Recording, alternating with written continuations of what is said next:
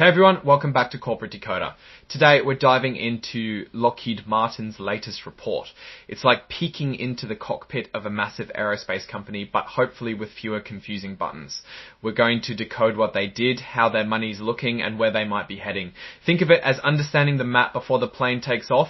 Before we start, if you appreciate getting straight insights from corporate documents, make sure you're subscribed. We also have a Discord community linked in the description below.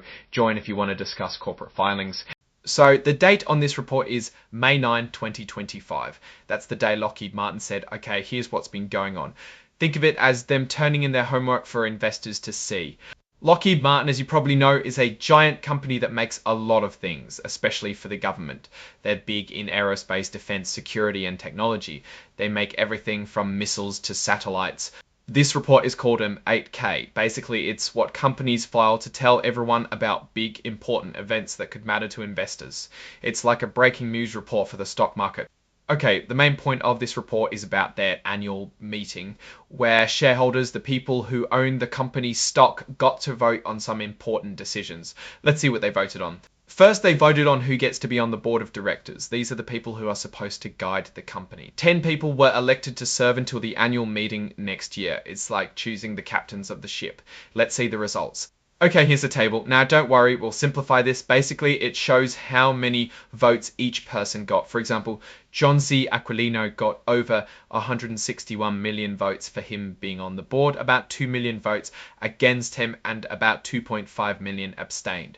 There's also a column called broker non-votes. This means that some brokers who hold shares for their clients didn't vote on this. It is a significant number, about 36 million shares. A high number of broker non-votes could suggest a lack of clear direction or interest from those particular shareholders, or that the broker didn't have the authority to vote on those shares.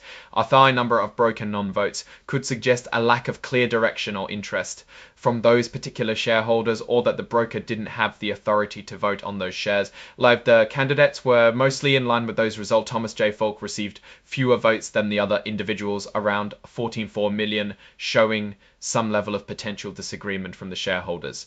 Next up, something called say on pay. It's where shareholders get to give their opinion on how much the top executives are being paid. The vote is advisory, meaning the board doesn't have to listen, but it's a good way to see if investors think the executives are worth what they're getting paid. The results show that about 151 million votes were cast for the compensation packages, while about 11 million votes were cast against it. Again, there is a substantial amount of broker non-votes. So the majority approved the pay, but there was a good chunk that didn't. The company needs to think about whether its compensation aligns with performance. Proposal 3 was about ratifying or approving the choice of Ernst & Young LLT as the company's independent auditors for the current year. These are the folks who check the company's financial statements to make sure everything looks good. Think of them as the financial referees. The shareholders overwhelmingly approved this, with about 19.5 million votes in favour and only about 5 million votes against, with about 1 million abstaining. This is pretty standard. Shareholders usually approve the auditor choice. Now, it gets a bit more interesting. Proposal 4 was a request for a shareholder approval requirement for excessive golden parachutes. Golden parachutes are big payouts that executives get if they leave the company, especially if it's after a takeover.